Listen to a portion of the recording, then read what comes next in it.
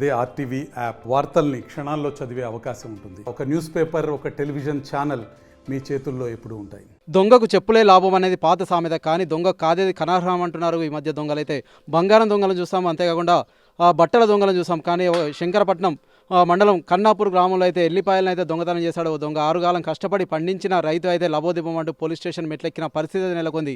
శంకరపట్నం మండలం కన్నాపూర్ గ్రామంలోని గుండవేని శంకర్ అనే రైతు 4 ఎకరాల్లో అయితే ఎల్లిపాయలు అయితే సాగు చేయడం జరిగింది. దీనికి సంబంధించి అయితే గత అర్ధరాత్రి అయితే కొంతమంది దొంగలు అయితే రాత్రి మడికి తవ్వుకొని అయితే వెళ్ళిపోవడం జరిగింది. ఈ మధ్యకాలంలో ఎల్లిపాయలకైతే 400 నుంచి 500 ధర పలుకుతున్న నేపథ్యంలో అయితే దొంగలు అయితే వీటిపై అయితే కన్నేయడం జరిగింది. దీనికి సంబంధించి అయితే రాత్రి అయితే ఎల్లిపాయలను అయితే అక్కడి నుంచి అయితే మటాష్ చేసిన పరిస్థితి అయితే నెలకొంది. లబ్బోదిబ్బమంటున్న రైతు అయితే నేనైతే 6 కాలం కష్టపడి అయితే పని చేయడం జరిగింది, ఎల్లిపాయలు అయితే సాగు చేయడం జరిగింది. ఈ మధ్యకాలంలో అధిక ధర వస్తుందని అయితే నేనైతే సంతోషించడం జరిగింది. కానీ అయితే నా మడి అయితే పూర్తిగా అయితే తవ్వుకొని వెళ్ళారు. వెంటనే దొంగలను అయితే పట్టుకోవాలని అయితే వారైతే పోలీస్ స్టేషన్ మెట్లెక్కిన పరిస్థితి నెలకొంది. దీనికి సంబంధించి అయితే విచిత్ర సంఘటన అయితే చోటు చేసుకుంది.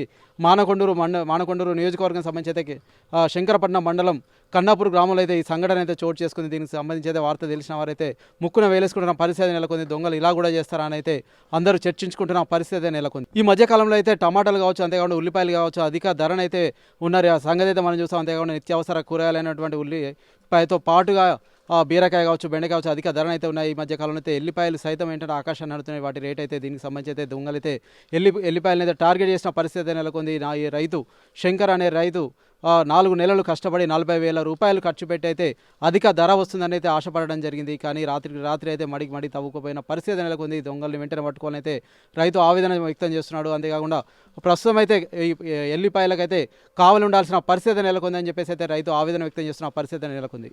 ఓటు స్టూడియో కన్నాపూర్ మాది, శంకరపట్నం మండలం, కరీంనగర్ జిల్లా. నిన్న దొంగలవాడి మా ఎల్లిపాయలు అన్నీ పిక్కపోయారు. దాదాపుగా 40-50 వేల నష్టం కలిగించారు. పోలీసులో కంప్లైంట్ కూడా ఇచ్చిన, కాకపోతే పోలీసు చర్య తీసుకున్నట్లేదు. దయచేసి పోలీసులు చర్య తీసుకొని దొంగలను పట్టుకొని మాకు న్యాయం జరిపించాలి. మరిన్ని వీడియోస్ కోసం ఛానల్ ని సబ్స్క్రైబ్ చేయండి. లేటెస్ట్ అప్డేట్స్ కోసం వాట్సాప్ ఛానల్ ని ఫాలో చేయండి. అండ్ లింక్ డిస్క్రిప్షన్ లో ఉంది.